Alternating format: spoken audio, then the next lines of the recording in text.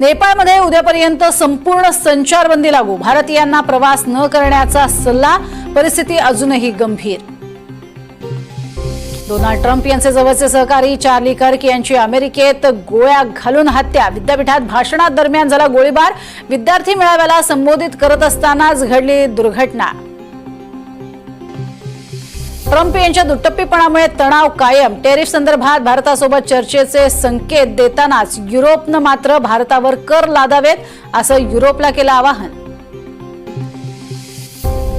Mexico सिटीमध्ये highway ओव्हरपास खाली gas टँकरचा मोठा स्फोट, 12 पेक्षा जास्त गाड्या जळून खाक तर 57 लोक झाले जखमी।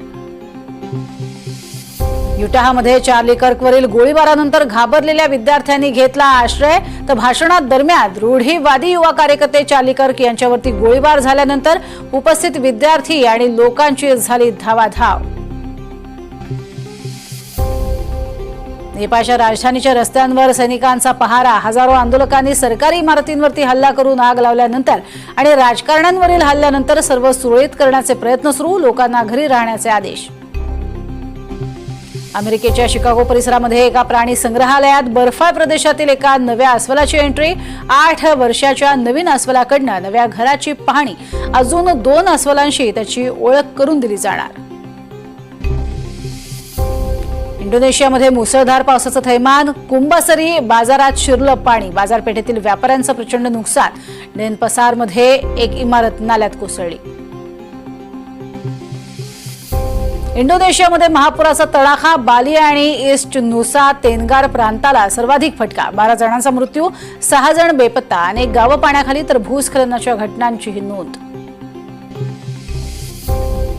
इंडोनेशियाच्या अनेक भागांना मुसळधार पावसानं झोडपलं, बालीच्या डेनापसारमध्ये सर्वाधिक भीषण पूरस्थिती, डेनापसारमध्ये आतापर्यंत 6 जणांचा पुरात बळी, अनेक ठिकाणी घरांमध्ये दुकानांमध्ये पाणी शिरल्यानं नुकसान।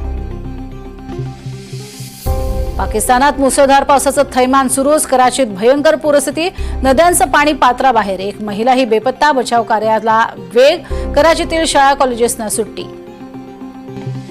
मेक्सिकोमध्ये मुसळधार पावसामुळे गंभीर पूरस्थिती, तर तिजुयानच्या ऑरेराई आणि एल फ्लोरिडो डे ला प्रेसामध्ये पुराचं पाणी शिरलं आणि डायज ऑर्डाज बोलावार्डमध्ये 10 मीटरपर्यंत उसळलं पुराचं पाणी।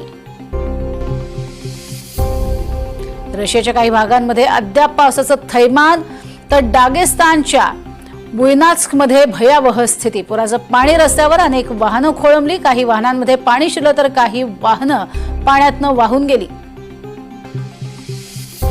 फ्रान्समध्ये आता नव्या पंतप्रधानांची नियुक्ती, अध्यक्ष इमॅन्युएल मॅक्रॉनकडनं संरक्षण मंत्री सेबॅस्टियन लेकार्नू यांची पंतप्रधानपदी नियुक्ती, एका वर्षात फ्रान्सला 4थे पंतप्रधान। आंदोलनं पेटलेली असतानाच आता सूत्र नव्या भिडूकडे। फ्रान्सच्या पॅरिसमध्ये आंदोलक आणि पोलीस आपापसात भिडले, गार्डू नॉर्ड ट्रेन स्टेशनमध्ये आंदोलकांचा घुसण्याचा प्रयत्न, आंदोलकांना अडवताना पोलिसांशी झटापट। फ्रान्सच्या अनेक शहरांमध्ये निदर्शनं, फ्रान्समध्ये 12 महिन्यात तिसऱ्यांदा सरकार कोसळलं, तर फ्रान्सवा बायरो यांच्या विरोधात अविश्वास ठराव मंजूर झाल्यानंतर आता आंदोलकांना सुरुवात, तर पॅरिस तसंच मर्सायमध्ये आंदोलनं, सुरक्षा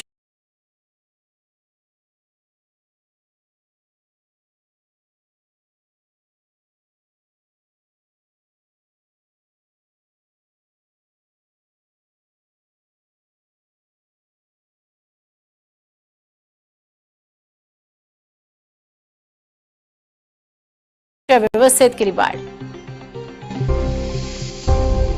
संपूर्ण फ्रान्समध्ये सुमारे 1 लाख आंदोलक रस्त्यावर, तर देशभरात सुमारे 80,000 सुरक्षा रक्षक तैनात, एकट्या पॅरिसमध्ये 6,000 सुरक्षा रक्षकांचा बंदोबस्त।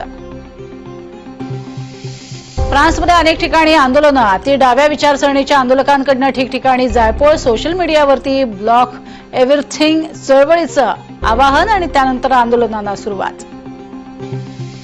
फ्रान्समधील आंदोलन आक्रमक आणि आंदोलकांनी पोलिसांवर कचऱ्याचे डबे भिरकावले, फ्रेंच अध्यक्ष मॅक्रॉन यांच्या विरोधात जोरदार घोषणाबाजी।